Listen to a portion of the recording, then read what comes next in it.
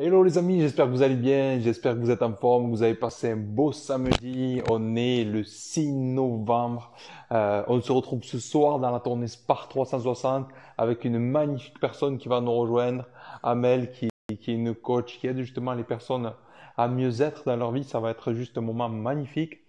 Euh, pour ceux qui nous suivent depuis un moment, ça fait 66 jours exactement quoi, qu'on est en direct. Tous les soirs, on a été là. On met en avant tous les soirs des personnes vraiment rayonnantes, inspirantes, des coachs, des entrepreneurs, des sportifs de haut niveau qui nous rejoignent. Chaque soir, c'est vraiment de magnifiques rencontres. Donc, merci à vous en tout cas d'être là avec nous chaque soir et de passer un moment.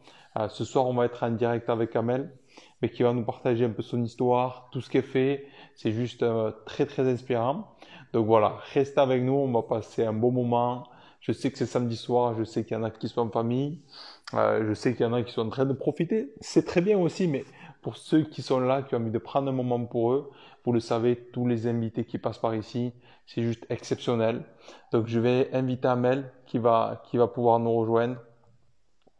On va y envoyer le petit message qu'elle puisse nous rejoindre. Alors, Amel, tac. Donc, Amel, si tu es là, tu peux demander à rejoindre le petit direct. Tac. Alors, est-ce que j'ai reçu ta demande? Donc, pour l'instant, j'ai pas reçu ta demande. Je vais regarder. Donc, Amel qui est coach, vraiment une personne incroyable, magnifique. Vous allez voir qui aide un maximum de personnes à mieux être dans leur vie. Euh, donc Amel qui va nous rejoindre, on vient d'échanger un petit peu. Ah, c'est juste incroyable, c'est tous les soirs ce qui se passe. Je rencontre vraiment des personnes qui ont envie d'aider les autres et ça fait vraiment la différence. Parce que quand vous êtes entouré de personnes qui partagent quelque chose de commun, quand vous vous entourez de personnes qui ont vraiment envie d'aider les autres, ok? À leur façon, avec leurs instruments, c'est juste incroyable ce qui se passe. Donc Amel, j'espère que tu as reçu la demande. Donc on vient d'échanger ensemble. Donc je vais essayer de te renvoyer la petite demande, mais normalement tu dois pouvoir te connecter. Euh, alors je peux pas te la renvoyer. Tac, donc j'espère que tu vas arriver à nous rejoindre. Donc on vient de s'appeler. Donc normalement il y a pas de souci. Donc voilà les amis, j'espère que vous avez passé une belle semaine. En tout cas, nous, on est très contents. Chaque jour, on avance. Chaque jour, on rencontre de belles personnes. Chaque jour, voilà, encore merci pour vos messages, pour les personnes qui nous contactent. C'est juste magnifique. Donc, il y a Amel qui va nous rejoindre. Donc, Amel, si tu es, on vient de se connecter. Euh, hop, je viens de voir ta demande. Dis-moi, les amis, si vous m'entendez bien, si ça capte, ok, comme des fois de Tenerife. Oh, il y a un petit décalage. Coucou Amel, Bonjour comment Jonathan, tu vas? Est-ce que tu m'entends bien? très très bien. Un peu entrecoupé la voix. Oups, qu'est-ce que j'ai fait?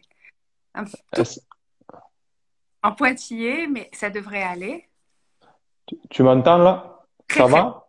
Et toi? Très très bien. Ok, impeccable, impeccable. Et les amis qui sont en direct, bienvenue à vous ce soir. On est en direct avec Amel. Vraiment, je suis très content de partager ce direct avec toi. Une belle énergie, une envie d'aider les gens. Et ça, c'est vraiment magnifique. Donc, un grand merci. Merci. Donc je vais te laisser te présenter. Tu le feras mieux que moi. En tout cas, merci à toi. C'est vraiment un honneur de t'avoir avec nous. Moi, j'ai découvert ton profil il y a quelque temps et on se rejoint sur ces valeurs-là, ces valeurs du cœur, de bienveillance, de joie, de vouloir aider les autres. Donc, merci à toi, mais je te laisse te présenter. Merci à toi, Jonathan. Merci beaucoup. Je suis honorée aussi d'être là et de partager ça. J'aime ton idée, ton mouvement. J'aime cette idée de spread les personnes qui sont, ben voilà, qui sont dans cette dynamique de diffuser de la joie, de l'amour, de la bienveillance. Le monde a urgemment besoin de tout ça et tu contribues énormément par ton mouvement que j'admire, que j'adore. Tu contribues énormément.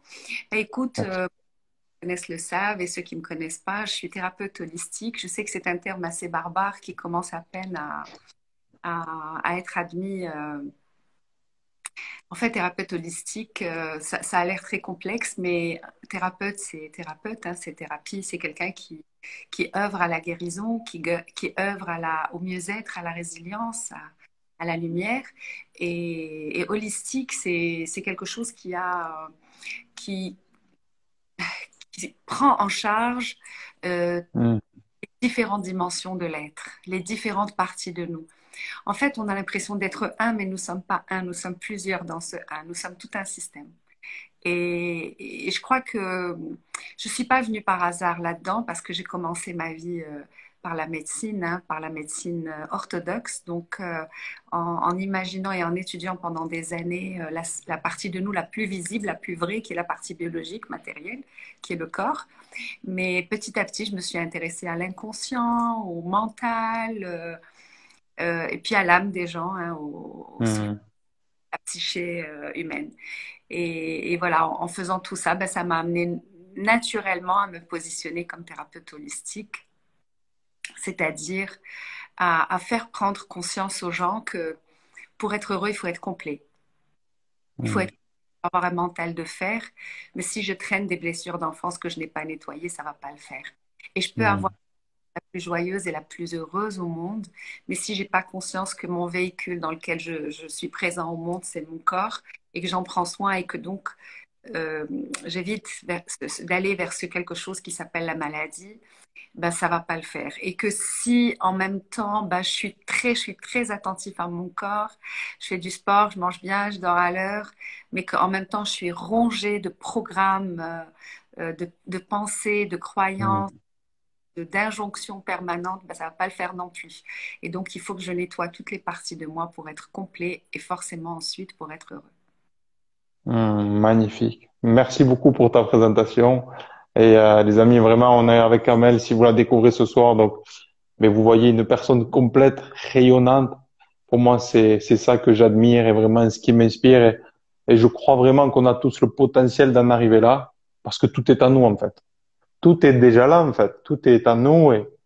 Et pour rebondir à ce que tu as dit, euh, on va revenir sur tout ce que tu nous as partagé, mais on a tous en nous cette divinité, tu vois, quelque part. On a tous en nous cette capacité à rayonner, à s'aimer, à trouver la paix. Et comme je dis souvent, c'est un peu comme un jardin. Si moi j'ai envie de faire pousser de belles choses, en premier, je dois apprendre à cultiver ce jardin. Je dois le nettoyer. Je dois enlever les mauvaises racines, comme tu parlais de cicatrices, etc. Une fois que ça c'est bon, on peut semer de belles choses et après, ça va donner. Magnifique, magnifique. C'est très beau, on a la divinité en nous, j'ai adoré, j'ai adoré. Effectivement, nous sommes une part du divin. Tous les courants religieux et spirituels le disent. Mm. Donc une représentation du divin sur Terre. Euh, pour les croyants, c'est Dieu, pour d'autres, c'est la nature. Pour Spinoza, Dieu, c'est la nature. Pour les quantiques, c'est l'énergie universelle ou le tout, le cosmos ou le Tao, mais nous ne sommes qu'une part de ce macrocosme qui est le divin. Et je crois que tout ce que nous avons à faire, de notre venue au monde jusqu'à notre départ, c'est aller au plus près de cette nature qui est la nature du beau, du pur, de la lumière, du vrai. Mm. Et toute notre tâche, en fait, c'est se rapprocher de ce que nous sommes vraiment, c'est-à-dire cette nature divine en nous. Ah, magnifique. Magnifique. Ben, déjà, merci beaucoup pour ces échanges. Je vois que on est aligné sur de belles fréquences et ça fait vraiment plaisir. Mais comme tu disais, j'ai lancé cette tournée, c'était depuis le 1er septembre, donc ça fait 66 jours où déjà de belles personnes qui nous rejoignent comme ça en direct et je dis toujours ça, mais c'est vrai, c'est tellement beau, tu vois, de rencontrer des personnes qui sont différentes, complètement différentes, mais qui se rejoignent avec des valeurs communes, tu vois, de vouloir aider, de vouloir servir, de vouloir aussi s'accomplir. Mm. Et comme tu le disais, euh, tu crois que tu es aussi venu ici pour quelque chose, amener quelque chose. Et quand on croit ça, notre vie, véritablement, c'est plus la même. Parce qu'on sent en nous qu'il y a ce feu. On sent en nous qu'il y a cette mission, que tu es prêt à faire ça. Même s'il faut le faire pendant 10 ans, 20 ans, 30 ans, que tu n'es pas payé, tu vas le faire parce que pour toi, c'est très important. Et, euh, je voulais rebondir un petit peu par rapport à ton histoire. Donc, tu nous as dit que tu étais dans tout ce qui était médecine traditionnelle, si j'ai bien compris, c'est ça? J'ai commencé ma Hmm. vie professionnelle, effectivement. J'ai dû, il y a quelques années, j'ai traversé, j'ai confronté quelque chose de privé, de l'ordre du privé, et puis ça m'a amené à vouloir découvrir bah, les autres parties de ce que nous sommes. Je réalisais que nous ne sommes pas seulement du corps, de la matière, des organes. Nous ne sommes pas un empilement d'organes et de systèmes. Nous sommes au-delà de ça. Nous avons des capacités. De toute façon, la médecine le reconnaît aujourd'hui de plus en plus. Euh, le même symptôme, la même molécule, mais le patient ne répond pas de la même manière. Le même pronostic, mais la guérison peut survenir là et pas là, et ainsi de suite. Et donc, ça veut dire qu'il y a plus en nous, il y a plus de choses en nous. Et en tout cas, il y a quelques années que j'explore cet univers-là. C'était pas du tout pour en faire mon travail. Et comme tu disais, je crois qu'on est appelé. Je crois que c'est pas quelque chose qu'on choisit, c'est quelque chose où on est venu. Et si on le rate, ben, on est appelé, on est remis vers là où on a besoin d'être. Et il y a énormément de personnes qui racontent la même histoire. L'hiver, on ne vient pas par hasard, il y a quelque chose qui nous appelle. Et donc, pendant des années, j'ai collectionné les formations. J'étais une compulsive. Les gens qui me connaissent, ils le savent. Je suis une mordue de la connaissance, du savoir. Donc, je fais plein de formations un peu, de manière un peu brouillonne. Mais naturellement, tu vois, naturellement, ça m'a amené vers ça. Et aujourd'hui, je le fais avec amour et cœur et gratitude. Et je remercie l'univers de me permettre de le faire. Magnifique. Magnifique pour ton parcours. Merci les amis qui sont avec nous en direct aussi, qui prennent un moment on est samedi soir et je sais pas où vous êtes un peu de partout tous les soirs, mais c'est vraiment magnifique de rejoindre ces belles personnes en tout cas. Très heureux de partager ce moment avec vous et aussi de vous offrir ce moment-là. Parce que si vous êtes là aussi, c'est que pour vous, c'est quelque chose qui est important. Et on en reviendra de ça tout à l'heure, de justement de s'honorer et pour aussi rayonner. Parce que si on s'honore pas, on a beau gagner des millions, on a beau en apparence avoir la plus grande maison, avoir tout ça. Mais si vraiment on s'honore pas personnellement, on peut pas rayonner. Et, euh, et juste pour rebondir avec ce que tu as dit, donc tu étais dans la médecine, donc tu as eu un défi dans ta vie, si j'ai bien compris, et c'est là où tu as cherché d'autres solutions personnellement. J'ai cherché d'autres choses. J'ai cherché à m'informer à la base. J'ai pas cherché à changer de voie ou à chercher, j'ai pas cherché un métier. J'ai cherché à m'informer. J'ai cherché le savoir. Et forcément, Hmm. c'est venu dans ce chemin de la relation d'aide. J'ai cherché un peu de manière brouillonne. J'ai cherché euh, la voie de l'inconscient. Donc, j'ai fait de l'hypnose, des choses comme ça qui travaillent avec l'inconscient. J'ai cherché la voie de la psyché, donc de la psychothérapie. Des choses comme ça. J'ai cherché la voie de l'énergie, donc tout ce qui est les thérapies énergétiques. J'ai cherché la voie du mental, donc tout ce qui est le coaching, l'intelligence émotionnelle, la PNL. J'ai cherché des réponses en fait. Et, euh, et en fait, souvent, les réponses, elles sont dans nos questionnements. Et Hmm. on prend un peu de temps pour le comprendre. Je ne sais plus, c'était Aristote qui disait le doute, c'est le commencement de la sagesse. Et donc, à partir du moment où on commence à se questionner, c'est qu'on est sur la bonne voie. Donc, au départ, je cherchais, et en fait, c'était dedans, c'était là. C'est ce que je cherchais, était en train de me chercher. Et naturellement, un matin, je me suis réveillée, je me suis lancée. Ah, Très belle énergie dans laquelle je continue de me nourrir, de donner, de prendre. merci Amel, vraiment pour ce que tu partages, c'est magnifique.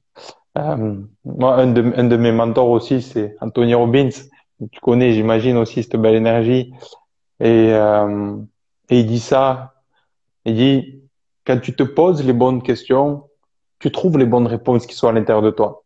Et On n'a pas eu trop le temps d'échanger encore, mais à l'âge de... Donc moi, à la base, je viens du rugby. J'ai fait 15 ans de rugby. Ça m'a permis de me développer, d'avancer. J'étais tout maigre, j'avais pas confiance. Suite au divorce de mes parents, j'étais pas très bien. Et puis le sport m'a permis vraiment de me révéler. Et toutes ces années-là, j'ai eu des mentors, des entraîneurs, etc. Donc je me suis régalé. Puis à un moment donné, j'ai ressenti le besoin de partir. Donc je suis parti à l'autre bout du monde à 23 ans en Australie. Euh, je sentais vraiment cet appel à l'intérieur de moi. Je joue au rugby, j'étais sportif de haut niveau, tout ça, c'était cool. Mais il y avait un déséquilibre, tu vois, vraiment dans ma vie. Et en partant là-bas, au bout de 10 mois, tu sais ce que c'est quand tu pars loin de tout, tu ouvres les yeux, tu te décharges, vraiment. Je fais un point sur tout ça et j'étais face à l'océan, à peur. Je me dis, John, qu'est-ce que tu veux vraiment faire dans ta vie, en fait, maintenant? Le rugby, c'est bien, c'est une passion, mais est-ce qu'il n'y a pas autre chose? Et le fait d'être loin de tout, de me poser vraiment cette question, tu vois, la première fois de ma vie de prendre vraiment le temps, j'ai trouvé cette réponse naturelle. Tu vois, comme tu disais, ça m'est venu sans forcer en fait.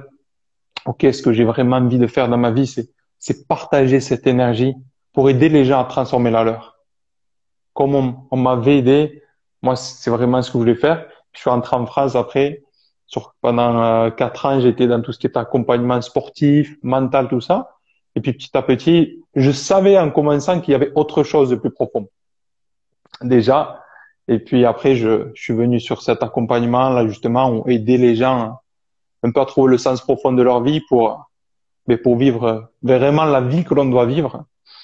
Et c'est ce que tu as partagé. J'ai adoré que tu disais ça passe et ça repasse en fait. C'est un peu comme le train. Oui, si on le rate, il repasse de toute façon. On mettra Mais il passe pas. plus fort. Hmm. Parce qu'on est là où on a besoin d'être. Et parfois, il y a des gens j'accompagne des gens qui ont énormément peur d'échouer, de l'échec, qui regrettent, qui vivent dans le remords, qui vivent dans le remords de certaines opportunités ratées. Si c'est là qu'on avait besoin d'être, ben ça reviendra, ça se représentera. Et toute l'énergie et tout le temps qu'on met à regretter, à avoir peur, Hmm. à se lamenter, à s'en vouloir, à en vouloir à quelqu'un d'autre, ben si on mettait cette énergie justement à réaliser, ben on réaliserait, on créerait. Mais si ça a du sens en fait, tu sais, il y a quelques jours, j'avais mis une story, je crois, ou un post, je sais plus, pour dire aux gens, fais comme si tout était écrit et fais comme si rien n'était écrit. Et c'est à peu près ça l'idée. Hmm. L'idée, si tu es appelé, si tu as besoin d'être quelque part ou être quelque chose toi-même, de toute façon, c'est écrit, tu y arriveras. Mais en même temps, c'est à toi de le créer. Tu as la responsabilité de le créer. C'est que nous ne sommes pas totalement maîtres de notre vie, mais nous ne sommes pas totalement passifs. Nous ne pouvons pas être totalement passifs dans notre vie et attendre que ça se produise. Ah, magnifique. J'adore ça, ce que tu as partagé, cette phrase. Euh, j'aime bien un peu l'image tu sais, comme un gland du chêne. C'est en fait, dans le gland, il y a tout. Mm. Et Ouais. nous, on est un peu pareil, en fait. La dernière fois, j'étais avec un direct avec une très belle personne aussi. Et je lui demandais si c'était ton dernier message que tu pouvais laisser sur cette terre. Et elle nous a dit, ben, en fait, ce que je crois profondément, c'est qu'on vient ici sur terre déjà avec tout. Tout est en nous. Quand on est enfant, tout est en nous, tu vois. Et notre mission, quelque part, notre devoir, c'est d'aller chercher ça, d'aller chercher ce diamant, ce potentiel, C'est très cette beau, divinité. c'est très beau. Je sais que dans mon approche, quand les personnes que j'accompagne, en fait, tout le travail qu'on fait dans cette approche, c'est les aider à redevenir elles-mêmes, en fait. C'est Hmm. pas devenir quelqu'un d'autre. Bon, c'est redevenir soi, en fait. C'est vraiment se dire de tout ce qu'on a mis, toutes les couches qu'on a mis entre soi, le vrai nous, la vraie personne que nous sommes, et toutes ces couches-là qui nous séparent de cette personne-là. Et en fait, c'est pas rajouter des couches. Et l'approche holistique, elle a ça de différent des autres approches. Quand on est dans une approche mentale pure, dans une logique pur, par exemple, orienté sur des solutions, sur des objectifs, etc. Dans cette approche globale, intégrative des différentes dimensions de soi, bah, en fait, il ne s'agit pas de créer quelque chose, il s'agit de de s'autoriser en fait à être soi, à être. Quand on quand quelqu'un arrive sur Terre, on arrive sur Terre pour être beau, pour être en bonne santé, pour être dans l'amour, pour être aimé, Mm. pour être vrai, pour être juste, pour être lumineux, pour être créatif. On arrive pour être euh, généreux, pour être dans le don. Et il n'y a qu'à voir les petits, comment ils sont, comment c'est une école de vie, les petits. Mais en fait, on a tellement d'injonctions externes, on a tellement de contraintes externes qui viennent en fait pour polir, pour rendre un peu plus conforme notre vraie nature. Et surtout, il y a des souffrances parce qu'on n'est pas en mesure d'interpréter, parce on s'autorise pas quand on est petit, on n'apprend pas et on ne sait pas gérer ce qu'on ressent et le dire. Et donc, on le transforme. On le transforme en bobo ou en levier, ça dépend. Il y en a qui le transforment en levier, en moteur. D'autres le transforment en piège, en carcan, en handicap.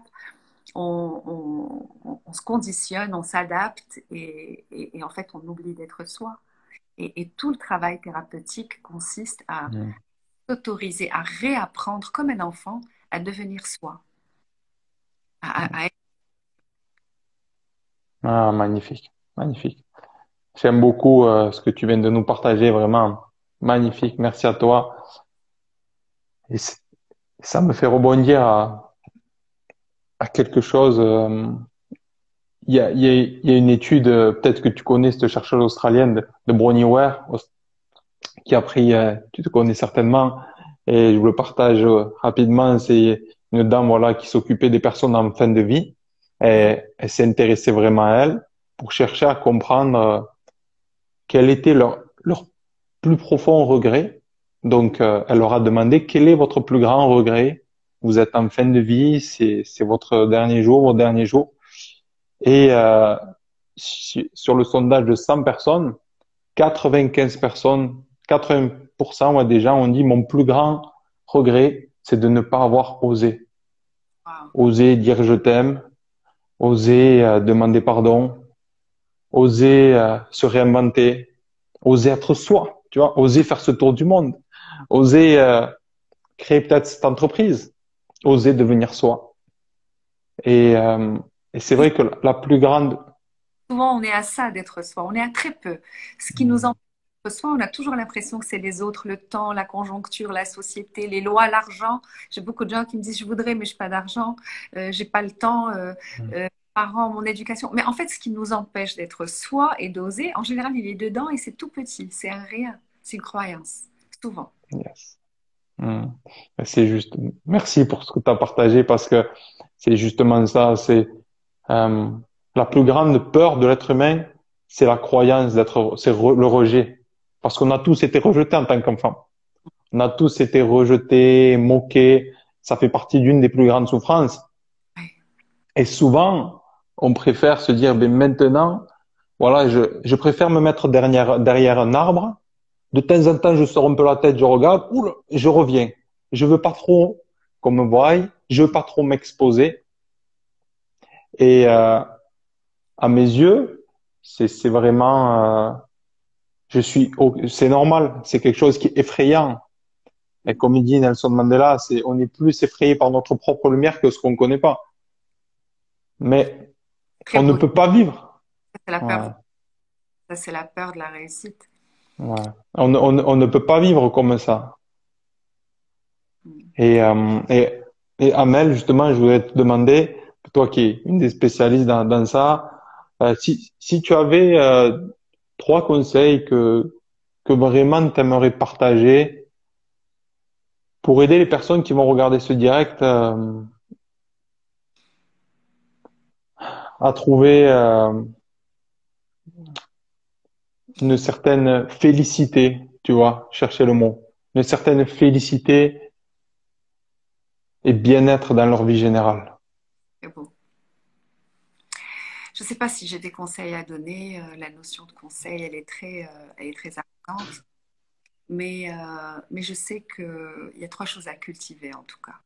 Il y a trois choses à nourrir en soi qui sont fondamentales et quand on les a nourries, quand on les a... C'est les petites plantes dans ton jardin dont tu parlais tout à l'heure.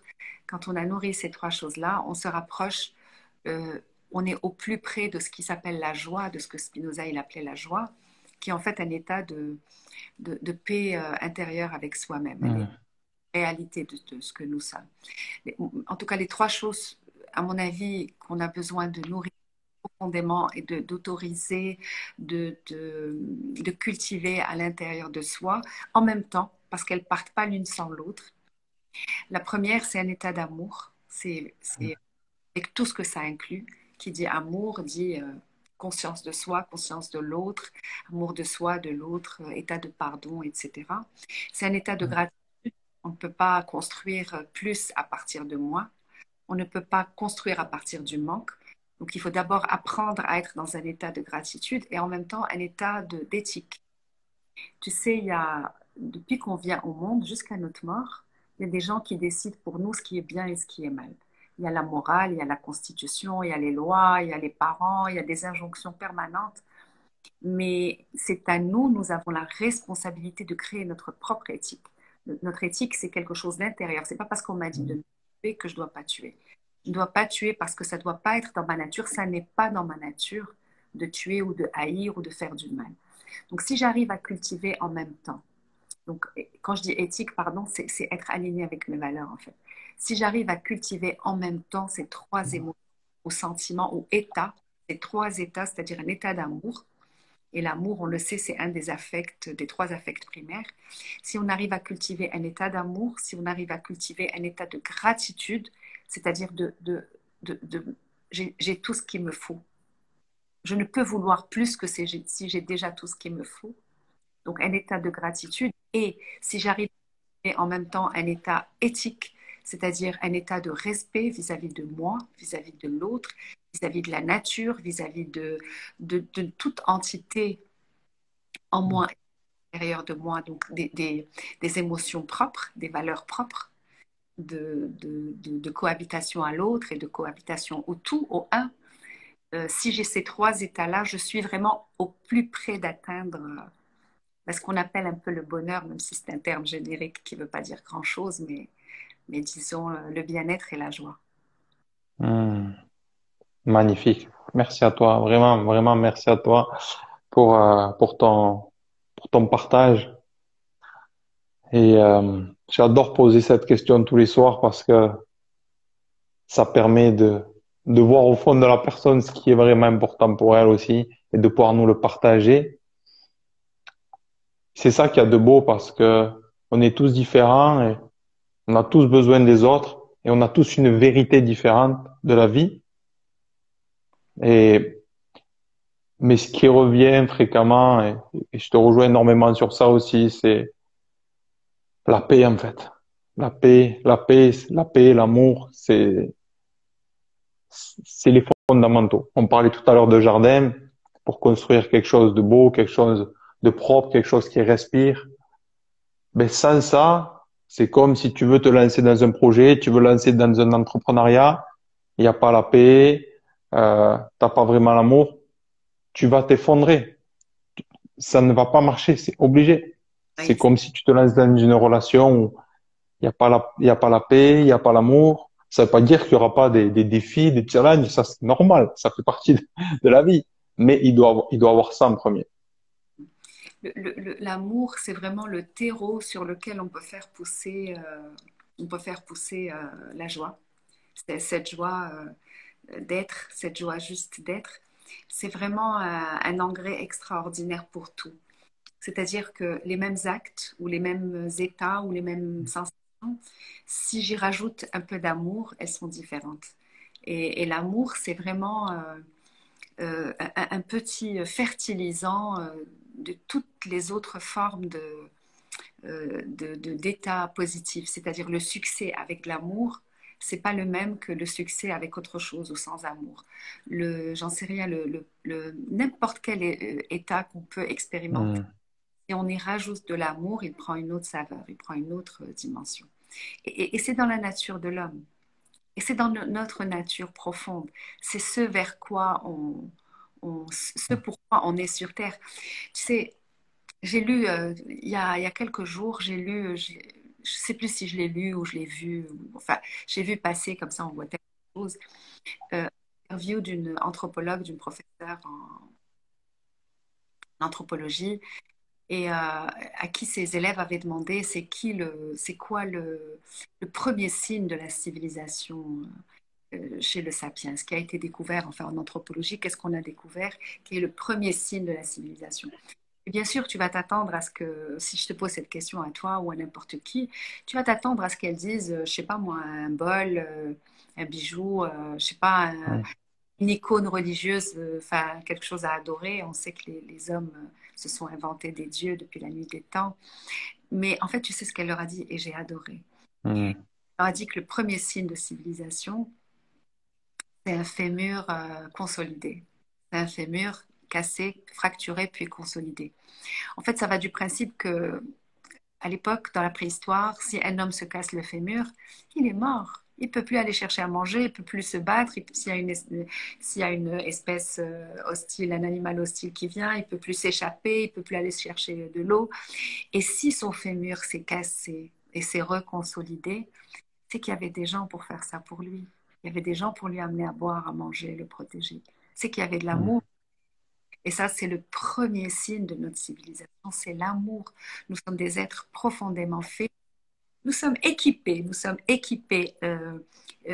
anatomiquement pour l'amour. Nous avons des neurones miroirs, donc nous sommes équipés pour ressentir de l'empathie. Nous avons des affects, donc des émotions pour aimer, pour aller vers l'autre. Donc nous sommes des êtres profondément faits pour l'amour. Et si on revient à cette nature-là, qui est la nature de l'amour, eh bien c'est la puissance infinie, illimitée, la croissance sans fin pour nous. Wow. Merci beaucoup pour ce que tu viens de nous partager, les amis. Dites-nous si vous avez envie de commenter. Est-ce que cette histoire, est-ce que ce qu'Amel elle vous partage, est-ce que ça vous inspire vraiment? En tout cas, moi, c'est un régal. C'est un vrai plaisir. C'est la kiffance, comme j'aime bien dire. J'adore ça. J'adore cet échange, cette belle nourriture pour l'esprit, pour le corps. Et cette histoire-là que tu as racontée, mais justement, quand tu as dit ça, la première chose qui m'est venue, c'était l'attention, en fait. L'attention vers l'autre, tu vois, Ouais. l'amour. Et, euh, et si tu regardes, bon, moi, ça fait que 30 ans que je suis ici, voilà, maintenant sur cette terre, mais quand tu regardes quand même depuis la nuit des temps, tu, il y a toujours eu ça quelque part. Si tu regardes les animaux, comment ils se comportent entre eux, même si ils ont des besoins vitaux de manger, de s'alimenter, etc., ils prennent soin des autres. Ils prennent soin de leur tribu, tu vois. Et ça, c'est comme tu partageais,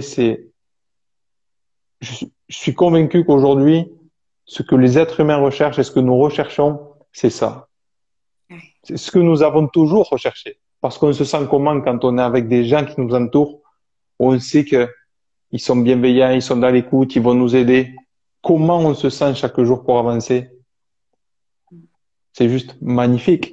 Et comme tu disais, je pense que notre plus grand besoin, c'est quoi? Notre plus grand besoin, c'est d'aimer et d'être aimé. Ouais, clairement. On a besoin de ça. C'était Adler, c'était un disciple de Freud qui est venu justement contredire la pensée freudienne parce que Freud, il mettait tout sur la pulsion, celui-là, hein, on le sait. Et il y a Adler qui est venu et qui disait que le plus grand besoin de l'humain, c'est l'appartenance. C'est le besoin. Mhm. Et que tout ce que nous faisons, et c'est comme ça que notre espèce a survécu. Tu sais, Jonathan, l'humain, l'être humain, c'est la première espèce qui est apparue sur Terre et qui était debout et qui dit une extrême vulnérabilité. Donc tous les organes vitaux étaient exposés, le ventre était exposé, donc les organes vitaux, mais le ventre, c'est aussi la perpétuation de l'espèce, l'enfant, le ventre qui porte l'enfant à venir. Et comment tu crois qu'ils ont survécu? Ils ont survécu parce que cette personne qui portait l'enfant, ou cet homme aussi dont les organes étaient exposés, su se mettre avec d'autres hommes, ils ont su se mettre ensemble. C'est en inventant, en créant la société, en créant le groupe, en créant la famille, en créant l'amitié, en créant l'appartenance, l'appartenance que nous avons pu survivre et arriver aujourd'hui en étant l'une des espèces les plus fragiles. Il ne faut pas oublier qu'on est arrivé sur Terre, on n'avait pas de poils, on n'avait pas de crocs, on n'avait pas de griffes, on n'avait pas de sabots, on n'avait pas toutes ces choses qui permettent de cornes, on n'avait pas tout ça. Et on a survécu simplement parce qu'on a pu se mettre ensemble et partager, se donner de l'amour les uns aux autres. C'est ce qui a fait que notre espèce aujourd'hui est tout en haut de la chaîne alimentaire. C'est parce on est capable de ça. Après, on est capable de très vilaines choses aussi. Mais à la base, c'est parce on a su justement nous mettre ensemble et qu'on avait ce besoin et qu'on a su écouter ce besoin d'être ensemble et de se mettre ensemble, d'appartenir. Hmm. Magnifique, magnifique. Euh, Oui. j'ai une question à te poser qui me vient. Tu es libre encore une fois d'y répondre ou pas. Hein, c'est pas de question piège, c'est quelque chose comme on parle de ça. J'aime bien échanger. Euh, Par rapport justement à notre existence, nous les êtres humains sur Terre, euh, qu'est-ce, qu'est-ce que, qu'est-ce que tu crois pour ta part concernant notre existence sur Terre? Ok?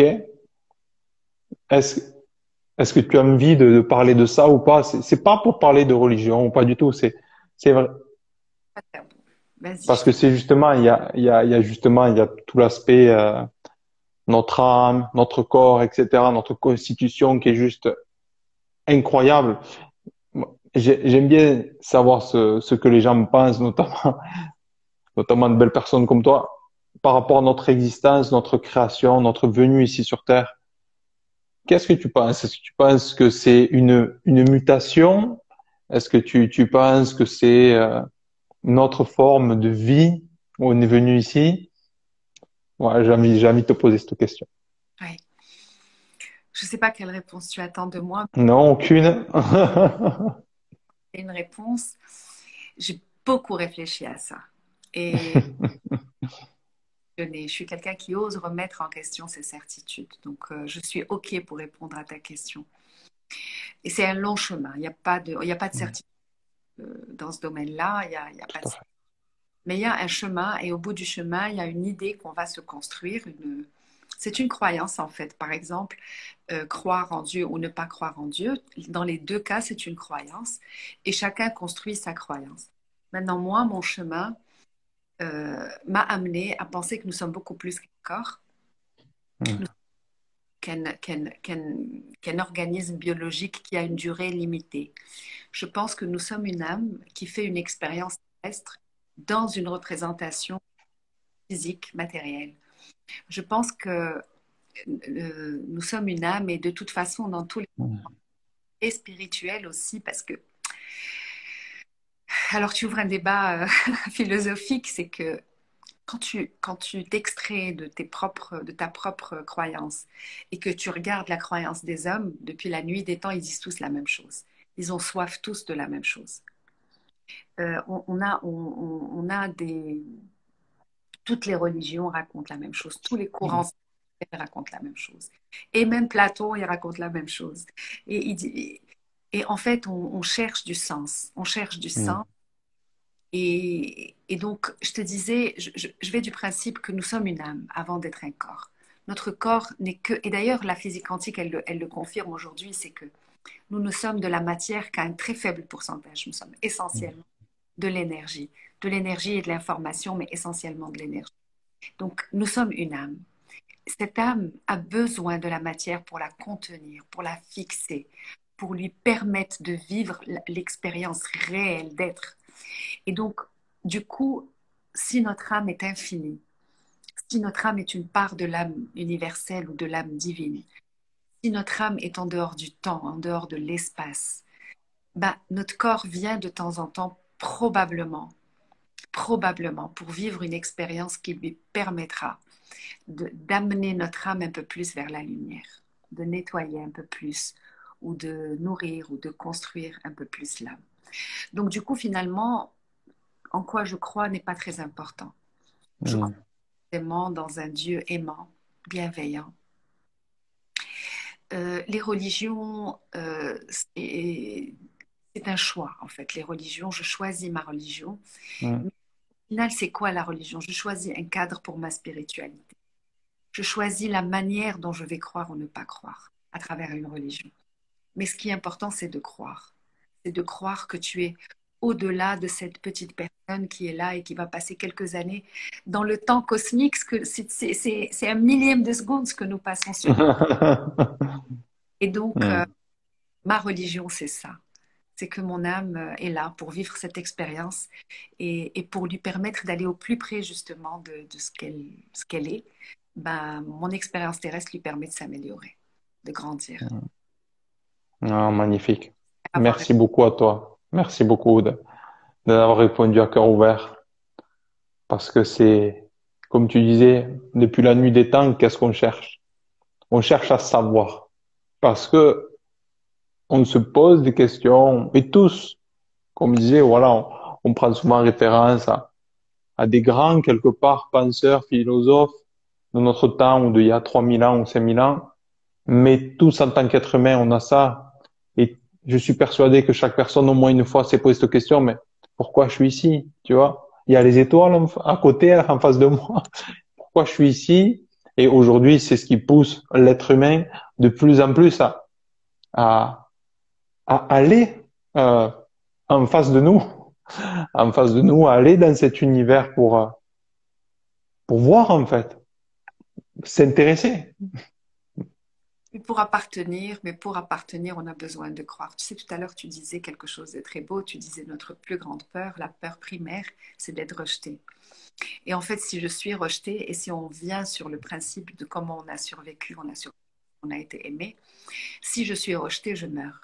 Et donc, notre plus de mourir, c'est notre propre finitude. Depuis qu'on vient au monde, le premier cri que l'enfant pousse, quand il vient au monde, c'est la peur de sa finitude, c'est la peur de mourir.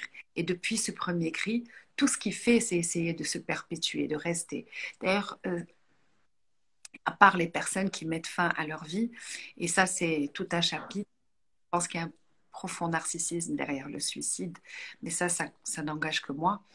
Mais à part ces personnes, et c'est un acte tellement rare, tout le monde est là pour essayer de vivre tout ce qu'on fait. On mange, on boit, on achète, on se protège, on prend des assurances vie, on prend des compléments alimentaires, on fait du sport. Tout ce qu'on fait, c'est pour aller contourner cette peur de la finitude, cette peur de notre fin, de notre mort, de notre disparition. Et donc, on ne peut pas ne pas croire.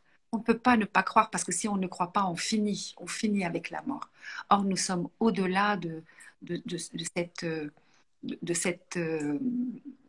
voilà, cet espace-temps terrestre que nous vivons et croire, c'est vivre. Croire, c'est vivre. C'est vivre, c'est rester vivant au-delà de la mort. Je sais plus qui c'est qui disait la philosophie. Il y a deux écoles en philosophie. Il y a ceux qui méditent sur la mort et il y a ceux qui méditent sur la vie.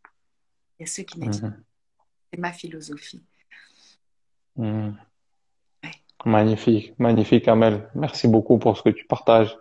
J'espère que les amis, ça vous aide vraiment. En tout cas, pour moi, c'est une bénédiction de partager ce moment avec toi. Et j'aime beaucoup cette philosophie que tu as aussi. En tant qu'être humain, on sait qu'on est de passage, tu vois. Et déjà, le reconnaître, se l'avouer, tu vois, je pense déjà c'est un grand pas. C'est un grand pas pour apprécier ici et maintenant.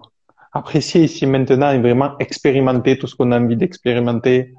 Voilà, d'être dans la joie, l'amour, la paix et, et vivre à 300%, tu vois. C'est pour ça que, pour moi, entre guillemets, j'ai créé cette image de Spartiate, tu vois, etc. Mais euh, c'est au fond de moi ce que je sens au plus profond, ce qui me correspond, tu vois, dans le sens de la philosophie, tu vois, de se dire, mais la mort, c'est rien. C'est juste un passage. C'est juste un passage, tu vois. Et je pense que les personnes qui croient ça, que c'est juste un passage, c'est OK, c'est un peu comme une nouvelle peau, une ancienne peau. Qu'est-ce qui se passe? Mais tu as beaucoup moins peur de ça. Tu sais que ta vie, ça aurait été ta vie, tu es venu ici pour expérimenter, comme tu disais, pour grandir, faire évoluer ton âme, certainement aussi pour faire évoluer d'autres âmes. Et du coup, à l'intérieur de soi-même, on se sent beaucoup plus libre, tu vois, beaucoup plus libre. Et, euh, et quand, parce que moi je m'intéresse aussi depuis des années, bien évidemment, et j'ai toujours cherché des mentors, des gens qui réussissaient dans différents domaines, et tu te rends compte que ces gens-là, c'est pas pour rien qui disent, ben, j'ai des visions à 100 ans, des visions à 500 ans, des visions à 1000 ans, ok? Et comme tout à l'heure, tu parles de religion, etc. Et tu as des religions justement qui croient profondément que voilà, on va se réincarner, on va revenir, etc. Et c'est juste en fait se dire, mais moi, qu'est-ce que j'ai envie de croire où je me sens bien tous les jours? C'est ça le plus important. Qu'est-ce qui me donne de la force, de la confiance, qui me permet de me sentir bien? Est-ce que j'ai des croyances, des idées qui vont m'affaiblir, qui vont me mettre dans la peur? Ah, j'ai fait ça, c'est mal. Il va m'arriver quelque chose. Non. Si on croit que on est divin, si on croit qu'on est une part de Dieu, si on est aimé, on est guidé, on est protégé, on est pardonné. Après, c'est juste nous avec nous-mêmes. Oui. Je me rappelle cette phrase de l'abbé Pierre, Dieu est amour et Dieu n'est qu'amour. Dieu n'est qu'amour. Hmm. Après, si tu prends les religions, nos religions monothéistes, par exemple, elles te disent toutes que nous sommes venus en même temps et que nous sommes une part de l'âme de Dieu. Ou nous sommes dans la religion musulmane, par exemple, nous sommes à l'image de l'âme de Dieu ou une part de l'âme de Dieu, où Dieu a mis un peu de son âme en nous, dans la religion catholique également, mais aussi dans le judaïsme. Dans les religions monothéistes, ils disent ça, et ça, quelque part, l'incarnation ou la réincarnation telle qu'elle est pratiquée, telle qu'elle est formulée dans le bouddhisme, où tu peux être réincarné en fleur, Hmm.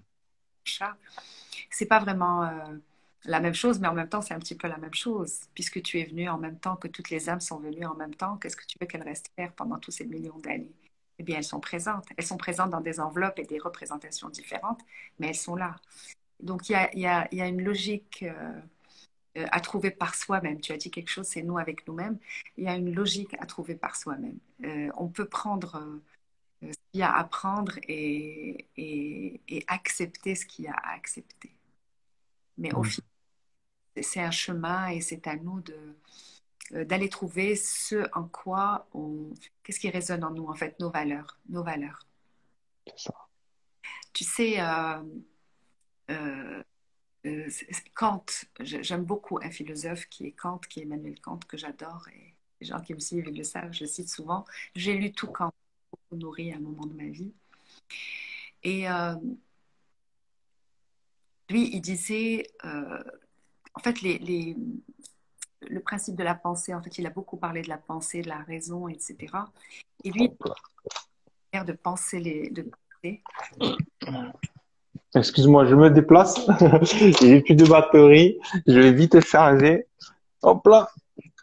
Je viens de voir ça. Excusez-moi 2 minutes. Et tu vois, c'est moi cette fois. Clac, clac. Ok, impeccable. Donc, désolé les amis, il y a eu un petit peu de mouvement. Mais profite un peu de soleil en même temps à Tenerife. Excuse-moi, Amel. Ouais. Disait Kant qui parlait de la pensée et de la raison et qui disait qu'il y a trois systèmes. En fait, que la pensée puisse être,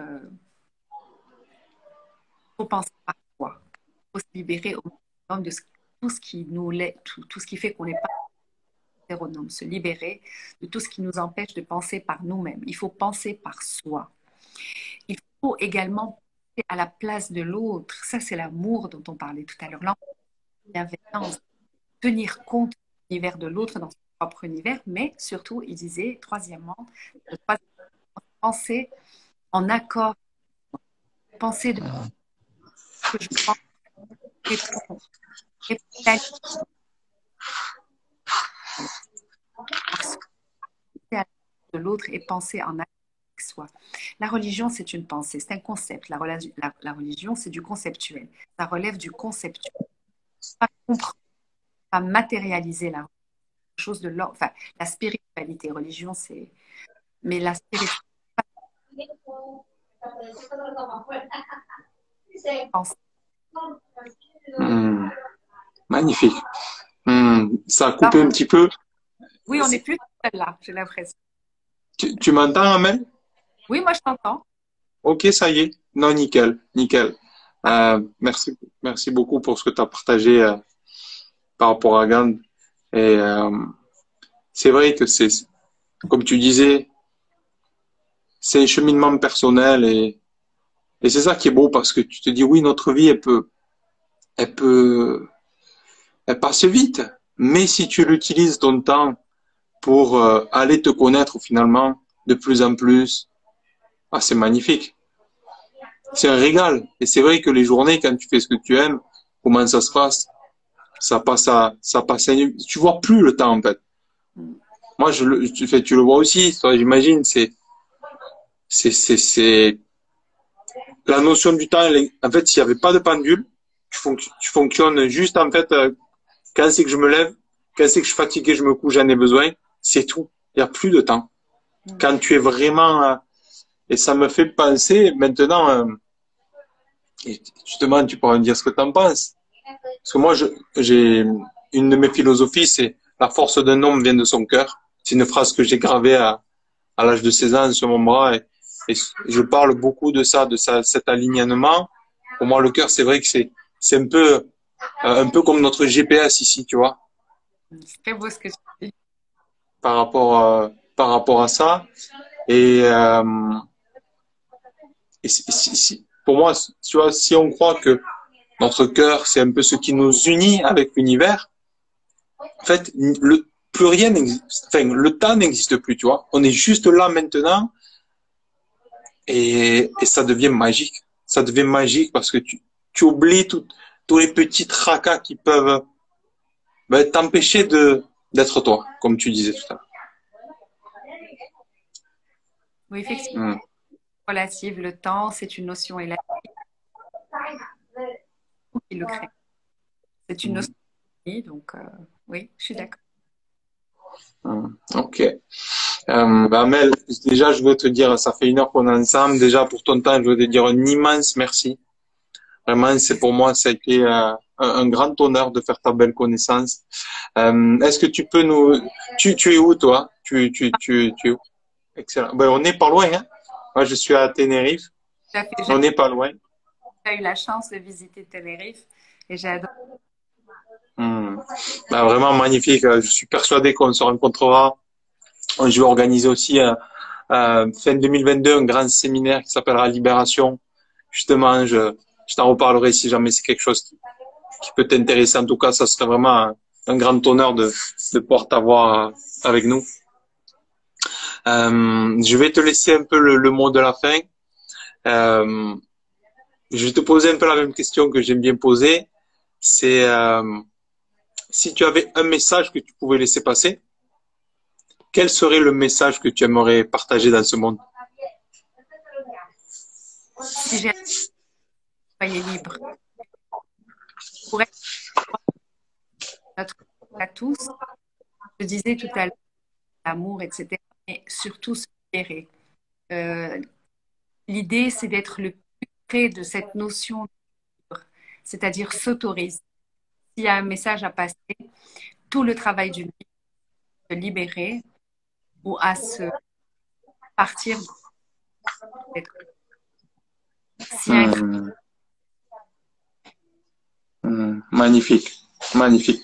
Pour ma part, j'ai pas tout entendu, mais j'ai compris ton message. Donc de se libérer, se libérer vraiment mais pour mieux être, pour être soi, j'imagine. pour être soi.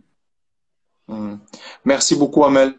Vraiment, c'était, je le redis, mais un grand plaisir. Désolé pour la fin, il y a eu un peu moins de connexion, on dirait, mais mais en tout cas, vraiment, ça m'a fait énormément plaisir. J'espère que vous avez aimé. Je laisserai ce direct en replay. Comme ça, les personnes qui peut-être n'ont pas pu le regarder pourront le voir. C'était un magnifique échange. Je vous invite, les amis, à vous abonner si c'est pas fait à la page Amel. Elle partage plein de belle énergie et qu'est-ce que ça fait du bien de s'entourer de personnes comme ça, d'écouter des gens comme ça. Tous les jours, enfin, pour moi, c'est une alimentation encore plus importante que l'alimentation que l'on mange. Ça fait tellement de bien. Euh, voilà. Merci beaucoup de m'avoir ravi ce moment avec toi. Merci Hum, beaucoup. merci beaucoup, Amel, vraiment. À toi, c'était magnifique. Tous les cas, on reste connectés. Je vais suivre aussi tout ce que tu fais. Et puis voilà, je suis persuadé qu'on se rencontrera, que ce soit au Maroc, que ce soit à Tenerife ou en France. En tout cas, ce sera vraiment un grand, grand plaisir. Très ravie. Hum. Merci à vous, les amis, aussi. Au revoir à Merci tous. à vous, les amis. Merci beaucoup, Amel. Merci à vous pour ceux qui ont été là. Et tous les soirs, je suis en direct à 18h avec de magnifiques personnes comme Amel qui ont vraiment à cœur d'aider les autres. Donc, si vous voulez nous rejoindre, ben, n'hésitez pas à vous. Vous êtes vraiment le bienvenu. Merci beaucoup, Amel. Merci. Je te souhaite une très belle journée. Merci belle soirée chez toi aussi maintenant. Mais on reste connectés. Merci beaucoup. Ciao, ciao. Au revoir, Jeannette.